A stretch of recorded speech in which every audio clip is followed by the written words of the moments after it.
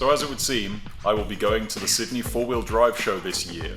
I've entered both of my cars to be exhibited in some kind of weird competition.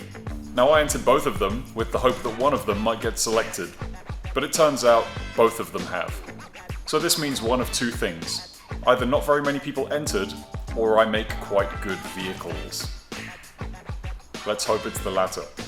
Anyway, these fine gentlemen will be critiquing my vehicles. And there will be lots of other things there to see and do. Like this, this, and this. So if you want to see the troop carrier that I built in that weird little series, it'll be there on the Sunday.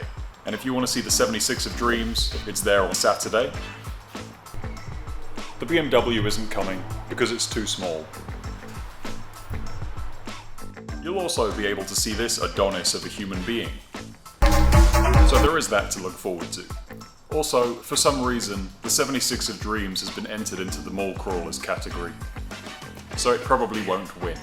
I've also decided to do a competition of some sort, seeing as I've been given a few free tickets to the event. So, if you share one of my videos somewhere else, and comment below saying you've done so, I will choose someone at random and you'll get a free ticket to the event. And that's about it. Bye!